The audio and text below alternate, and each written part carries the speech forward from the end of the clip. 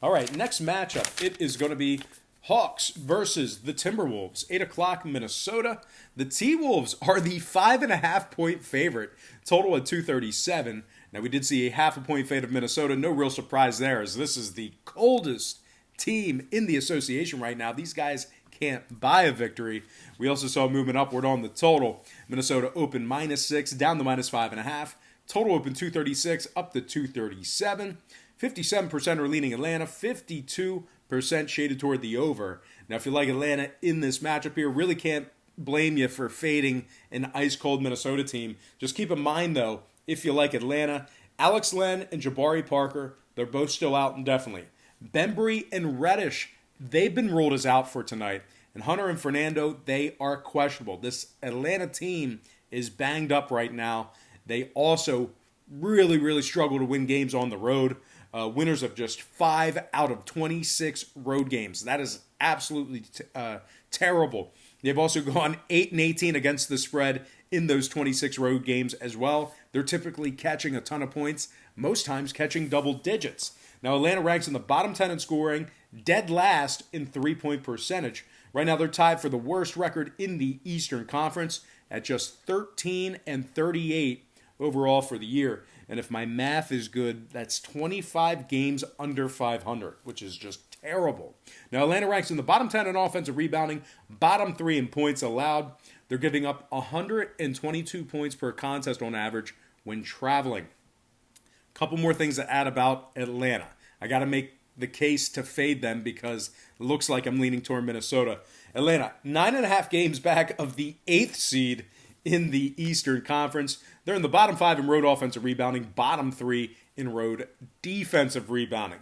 That's not going to bode well for them because Minnesota's in the top 10 in offensive rebounding themselves, top 5 in offensive rebounding at home. Now, Layman's still out. Alan Crabb is doubtful, but Karl Anthony Towns, he's averaging 27 points a game, 11 rebounds, and 4 assists.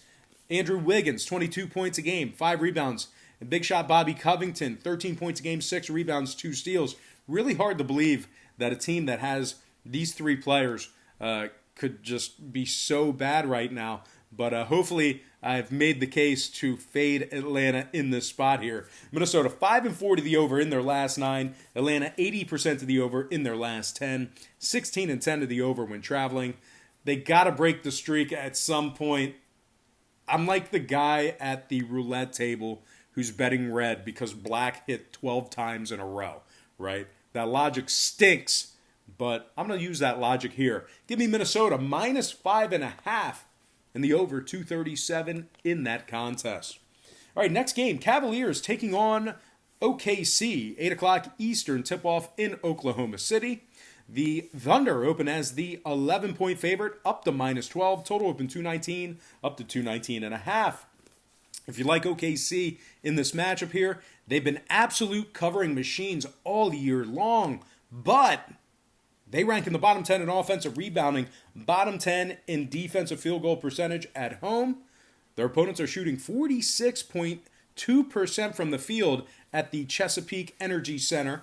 OKC is also in the bottom 3 in offensive rebounding at home. Now, Cleveland, believe it or not, on the other side, they are 13-11 against the spread when traveling this year. They also rank in the top 5 in the NBA in offensive rebounding. Colin Sexton, 20 points a game, 3 rebounds. Kevin Love, 18 points a game, double-digit rebounds for him. And Tristan Thompson, 12 points a game, 10 boards for Thompson. No surprise here, Cleveland ranks in the top 10 in defensive rebounding on the road. Now, total-wise, 7 out of Cleveland's last 7 games all got over the number. OKC on the other side, 60% to the over in their last 10 themselves. I'm going to finally lean toward an underdog in this podcast. Give me Cleveland +12 and the over 219.5 in that contest. Next game, Grizzlies taking on the Mavericks, 8:30 Eastern tip-off in Dallas. The Mavs open as the 5-point favorite, down to 4.5. Total open 229.5, down to 229 even. 62% are leaning Dallas, 59% on the over.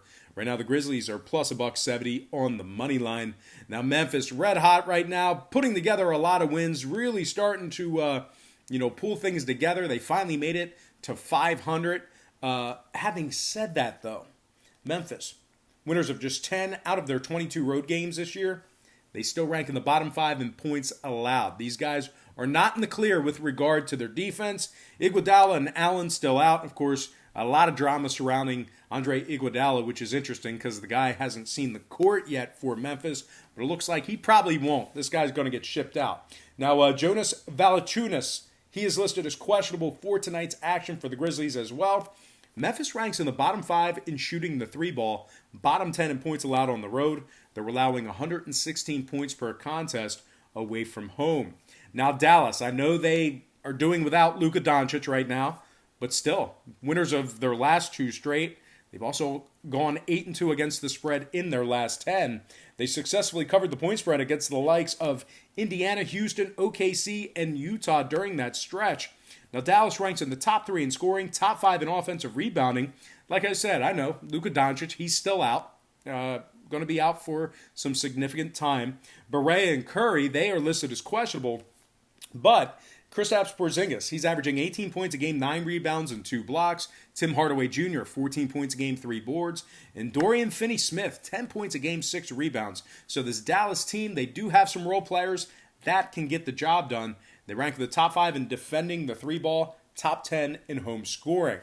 Now, the Mavs are 60% to the over in their last 10. Meanwhile, 2 out of Memphis' last 3 got over the number as well. I'm going to lean toward the home chalk in this one.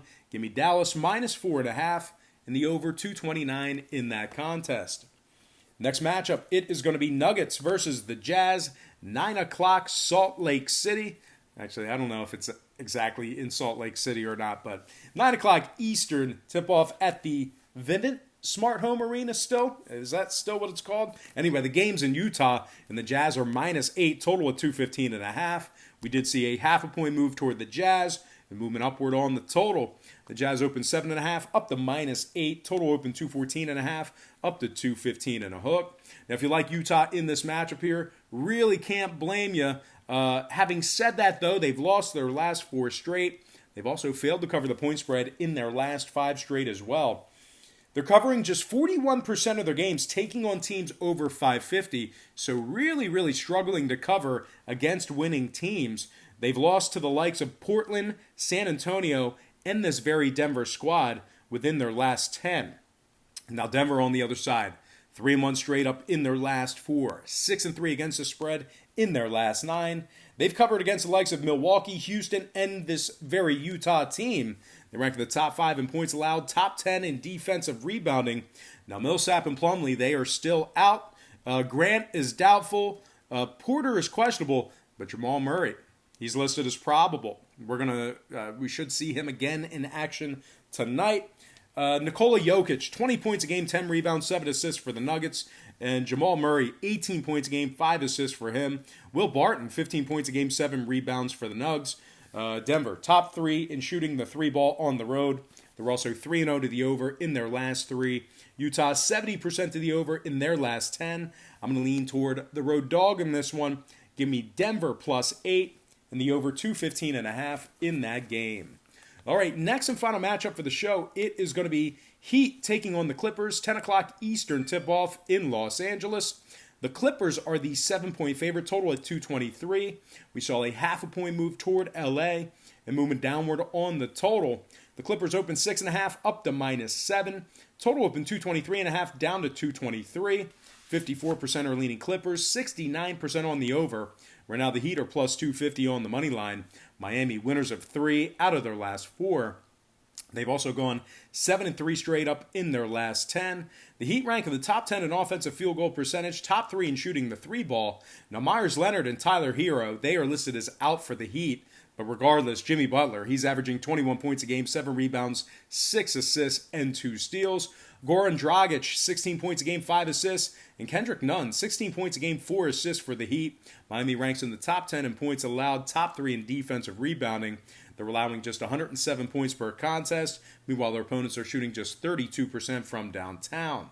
Now, the Heat are currently tied with Boston for the 3rd seed in the Eastern Conference, and they're just 1.5 games back for the 2nd seed in the conference as well. They rank 1st in the NBA in defending the 3-ball. They also rank in the top 5 in defending the they rank in the top 5 in defensive rebounding on the road. Now, the Clippers on the other side failed to cover the point spread in 2 out of their last 3.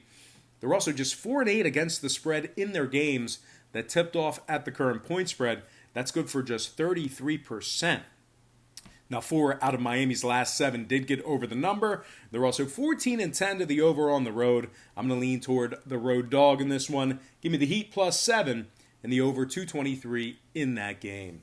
All right, guys, let's go ahead and dive into some shoutouts. Once again, brought to you by patreon.com/BrockPage, where we are currently 5-0 in our last 5 college basketball package plays. Shout out to Demetrios Karamanos, Ace Goated, The Rudy, Stephen Lewis, Lance J. Margaret. Shout out to the U-Dog, Ulysses Hayes. Good to see you in the comments section. Ulysses Hayes from New Jersey.